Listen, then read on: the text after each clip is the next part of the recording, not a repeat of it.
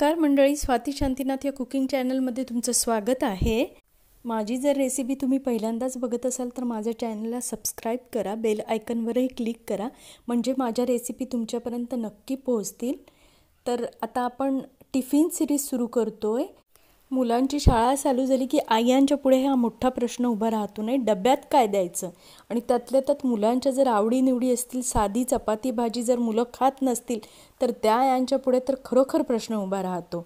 तर माझ्या पण मुलांचे असे काही नखरे असायचे, मग मी असं काहीतरी वेगवेगळं करून त्यांच्या टिफिनमध्ये द्यायची। तर बघूया आपण आता ह्या रेसिपीमध्ये आपण काय करणार आहोत ते तुम्हाला पण नक्कीच आवडेल, तुम्ही तुमच्या मुलांसाठी नक्की बनवा। तर ह्या ठिकाणी आपण 5 बटाटे घेतलेले आहेत। बटाटे स्वच्छ धुवून घ्यायचे आहेत, त्याला जर माती असेल तर ती रगडून काढून टाकायची आहे चांगली। आणि कुकरमध्ये हे 5 बटाटे छानपैकी शिजवून घ्यायचे आहे, 3 शिट्ट्या करून घ्यायच्या आहेत, जास्त बटाटे शिजवायचे नाही आहेत। तर बघू शकता आपले बटाटे खूप छान शिजलेले आहेत। सुरीच्या साहाय्याने चेक करून घ्यायचं आहे व्यवस्थित शिजलाय काय, नाही तर आतल्या साईडला कच्चा राहू शकतो आणि वर शिजलेला असू शकतो, तरी पण आपल्याला तो चालणार नाही।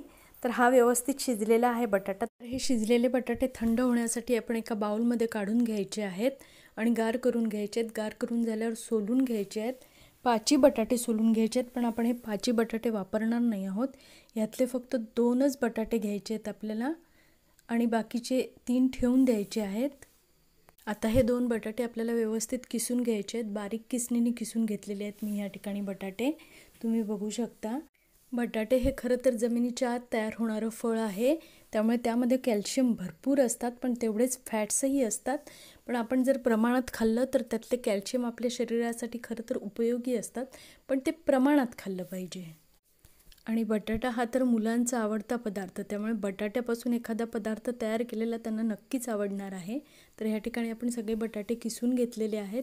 तर आता आपण ह्यामध्ये काही मसाले ॲड करून घेणार आहोत। मीठ घालून घ्यायचं आहे, ह्यामध्ये हळद घालून घ्यायची आहे, गरम मसाला घालायचा आहे, थोडीशी धनेपूड आणि जिरेपूड टाकायची आहे। बटाट्यासोबत धनेपूड आणि जिरेपूडचा स्वाद खरंच खूप छान लागतो, त्यामुळे तुम्ही ते आवर्जून टाका। 2 चमचे तिखट घालायचं आहे, थोडीशी चवीपुरती साखर घालायची आहे। मी कुठल्याही पदार्थांमध्ये थोडीशी साखर घालते, म्हणजे त्याला चव येते। पिठी साखर घातलेली आहे आपण ह्यामध्ये। पिठी साखर नसेल तर तुम्ही साधीही साखर घालू शकता। आता अख्खा जिरा घेतलेला आहे, तो हातावर क्रश करून टाकायचा आहे, त्यामुळे त्याचा स्वाद खूप छान उतरतो पदार्थांमध्ये। तसेच 1 चमचा ओवासुद्धा घ्यायचा आहे आणि तो सुद्धा अशाच पद्धतीने हातावर क्रश करून आपल्याला टाकायचा आहे। थोडासा हा पदार्थ प्रिपेअर करायला वेळ लागतो, पण पदार्थ मात्र खूप सुंदर होतो, त्यामुळे तुम्ही हा पदार्थ नक्की करून बघा। मुलं जर तिखट खात असतील तर ह्यामध्ये तुम्ही मिरचीची पेस्ट, आलं लसूण पेस्ट घातली तरी चालेल, पण हे मी मुद्दामच सौम्य ठेवलेलं आहे।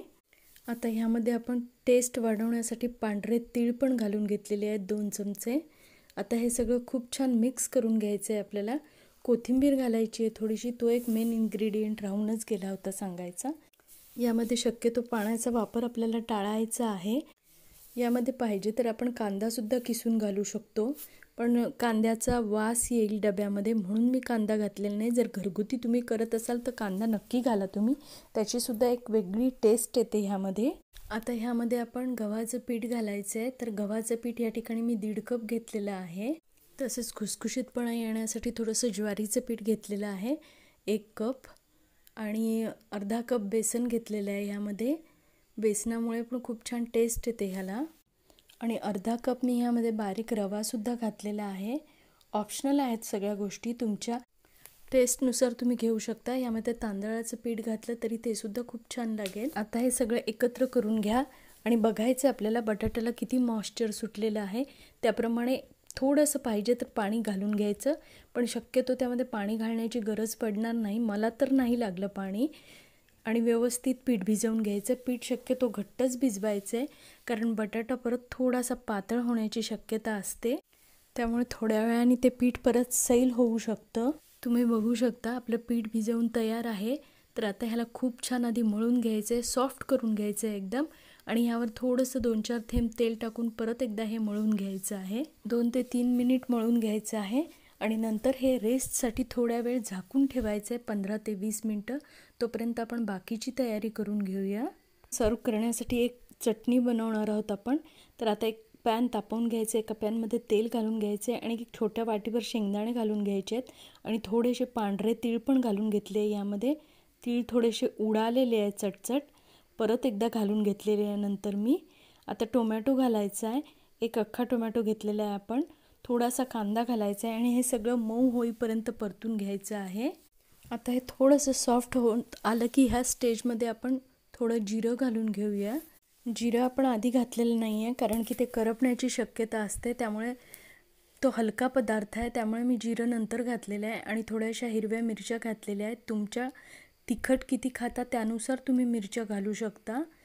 मीठ घातलेलं आहे, थोडीशी साखर घातलेली आहे आणि आता हे सुद्धा 2 मिनटं चांगलं परतून घ्यायचं आहे. आणि हे सगळं आता परतून झालं की एका मिक्सरमध्ये काढून घ्यायचं आहे. थोडेसे 2 काजू पण टाकलेले आहेत आपण ह्यामध्ये, 7-8 लसणीच्या पाकळ्या पण घालणार आहोत आपण यामध्ये आपण खोबऱ्याचा वापर केलेला नाही आहे. तर ही चटणी एका मिक्सरच्या पॉटमध्ये घेऊन आपल्याला छानपैकी पेस्ट करून घ्यायची आहे ह्याची. यामध्ये आपण थोडीशी कोथिंबीर घालणार आहोत आणि असला तर पुदिनासुद्धा तुम्ही घालू शकता. आणि थोडंसं पाव कप पाणी घातलेलं आहे ह्यामध्ये आणि आता खूप छान मिक्सरला पेस्ट करून घ्यायची आहे. आता ही पेस्ट आपण एका बाउलमध्ये काढून घेणार आहोत आणि याला छानपैकी तडका द्यायचा आहे. तर तडका देण्यासाठी मी एका साईडला तेल तापत ठेवलेलं आहे. त्यामध्ये जिरं, मोहरी, कढीपत्ता, सुकी लाल मिरची, हिंग आणि 1 चमचा हळद पण घालून घ्यायची आहे. आणि आता ही चटणी खूप छान मिक्स करून घ्यायची आहे आपल्याला. तरी ह्यामध्ये खोबरं नसेल तरीसुद्धा ही चटणी खूप छान लागते. चटणी तर आपली रेडी झालेली आहे. तर पुढचा पदार्थ कुठला करायचा आहे हे बघणार आहोत आपण. तर आता ही चटणी एका साईडला ठेवून द्यायची आहे आणि परत एकदा पॅन तापत ठेवायचं आहे आपल्याला आणि त्या पॅनमध्ये तेल घालून घ्यायचं आहे. आणि ते तेल छान तापलं की त्यामध्ये जिरं मोहरी घालून घ्यायची आहे. जिरं मोहरी तडतडली की थोडासा कढीपत्ता घालायचा आहे आणि हिरवी मिरची घालायची आहे त्यामध्ये. आणि 2 कांदे ह्या ठिकाणी मी बारीक चिरून घेतलेले होते, तर ते 2 कांदे ह्यामध्ये घालून घ्यायचे आणि खूप छान लालसर परतून घ्यायचे आहेत आपल्याला. यामध्ये नंतर आपण जे शिल्लक ठेवलेले 3 बटाटे होते ते 3 बटाटे व्यवस्थित साल काढून कुस्करून घ्यायचे आहेत आणि ते ह्यामध्ये घालून घ्यायचे आहेत. थोडीशी आपण आलं लसणाची पेस्ट पण यामध्ये घातलेली आहे आणि हे सगळं व्यवस्थित परतून झालं की 1 चमचा हळद घालायची ह्यामध्ये. चवीप्रमाणे मीठ आणि साखर पण ह्यामध्ये घालून घ्या आणि हे सगळं व्यवस्थित परतून घ्यायचं आहे. आणि थोडीशी कोथिंबीर घालून घ्यायची ह्यामध्ये. कोथिंबीर घालून झाली की थोडासा गरम मसाला पण घातलेला आहे आपण ह्यामध्ये. आणि हळद मला थोडीशी कमी वाटली तर मी हळद परत आणखी वरतून घातलेली आहे, पाव चमचा. आता हे छान सगळं मिक्स करून ह्याला एक वाफ काढून घ्यायची आहे. बटाटे व्यवस्थित शिजल्यामुळे भाजी बघा किती छान झालेली आहे आपली. आता आपण हे झाकून एक वाफ काढून घ्यायची आहे त्याला, बघू शकता तुम्ही. आता आपण जे पीठ झाकून ठेवलं होतं ते पीठ आता आपण परत एकदा मळून घ्यायचं आहे व्यवस्थित. 2 ते 3 मिनटं मी हे चांगलं हाताने मळून घेतलेलं आहे, सॉफ्ट करून घेतलेलं आहे एकदम. तुम्ही बघू शकता मघाच्या पिठामध्ये आणि आत्ताच्या पिठामध्ये कसा फरक दिसतोय. आता आपण ह्या ठिकाणी पोळपाट घ्यायचा आहे आणि एक पिठाचा गोळा घ्यायचा आहे आणि आता आपल्याला एक छानपैकी चपाती लाटून घ्यायची आहे. चपातीचा गोळा पिठात घोळवून घ्यायचा आहे आणि नंतर चपाती लाटायची आहे आपल्याला. 4ही बाजूनी सारखी चपाती लाटून घ्यायची आहे, त्याचे काठ व्यवस्थित लाटून घ्यायचे आहेत. चपाती आपल्याला जास्तीत जास्त पातळ लाटायची आहे, जाड लाटायची नाही आहे. आणि आता ही पातळ लाटलेली चपाती आपण एका ताटलीमध्ये काढून घेणार आहोत. ताटलीत काढून त्यावर थोडंसं पीठ पिकरायचं आहे आणि नंतर ती बाजूला काढून ठेवायची आहे. आता आपण दुसरी चपाती लाटायला घेतलेली आहे. दुसरी पण चपाती अशीच पातळ लाटून घ्यायची आहे आपल्याला. अशाच पद्धतीने आपण 3 ते 4 चपात्या लाटून घेणार आहोत. आता ही सुद्धा चपाती आपल्याला ताटलीमध्ये काढून घ्यायची आहे. आणि ताटलीमध्ये चपातीवर चपाती जेव्हा आपण ठेवतो तेव्हा आठवण ठेवून त्याच्यावर पीठ घालायचं आहे, नाहीतर त्या चपात्या एकमेकांना चिकटू शकतात. आता आपली चौथी पण चपाती रेडी झालेली आहे. आता ह्याच्यावर आपण थोडंसं तूप लावून घेणार आहोत. सगळीकडे व्यवस्थित पसरून घ्यायचं आहे तूप व्यवस्थित पसरवून झालं की ह्यावर परत थोडंसं पीठ आपण पिकरून घ्यायचं आहे आणि त्याच्यावर आपण आधी ज्या लाटलेल्या चपात्या होत्या त्याच्यापैकी एक चपाती ह्याच्यावर घालायची आहे आणि व्यवस्थित पसरून घ्यायची. आता ह्या चपातीवर पण परत आपण तूप घालून घेणार आहोत आणि ह्याच्यावर पण अशाच पद्धतीने व्यवस्थित तूप पसरवून परत त्याच्यावर पण थोडंसं पीठ पिकरून घ्यायचं आहे. आता परत ह्याच्यावर पीठ पिकरून आपण तिसरी चपाती ह्याच्यावर घालून घेणार आहोत आणि तिसरी चपाती घालून झाली की परत त्याच्यावर तूप लावायचं आहे आणि परत त्याच्यावर व्यवस्थित पीठ पिकरून घ्यायचं आहे. आपल्याला तूप व्यवस्थित पसरून घ्या. अशाच पद्धतीने आपल्याला ह्या चारी चपात्या एकमेकांवर अशाच पद्धतीने तूप लावून पीठ पिकरून ठेवून घ्यायच्या आहेत आणि ह्याचा आता एक रोल करायचा आहे आपल्याला. व्यवस्थित परत ह्याच्यावर तूप लावून घ्यायचं आहे आणि रोल करून तो कट करून घ्यायचा आहे आपल्याला.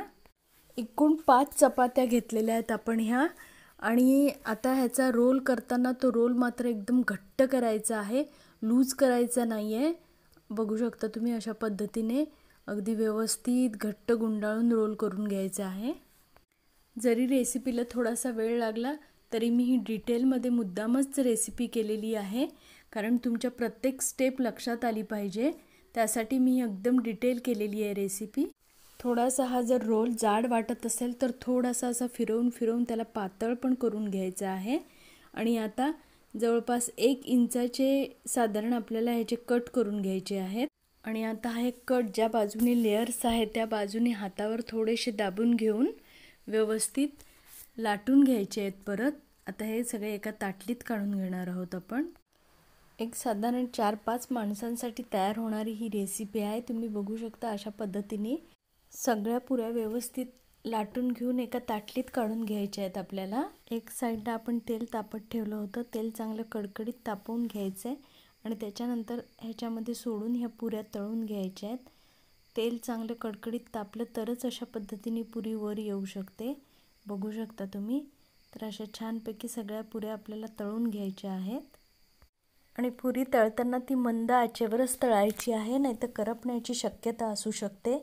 तशी व्यवस्थित दोन्ही साईडने उलटून पलटून मंद तळून घ्यायची आहे आणि अशा सगळ्या पुऱ्या तुम्ही तळून घ्या. आणि अशा पद्धतीने मुलांच्या डब्याचा हा टिफिन तयार करा आणि तुमचा टिफिन कसा झाला आणि तुमच्या मुलांना कसा वाटला हे मला कमेंटमध्ये नक्की सांगा. धन्यवाद.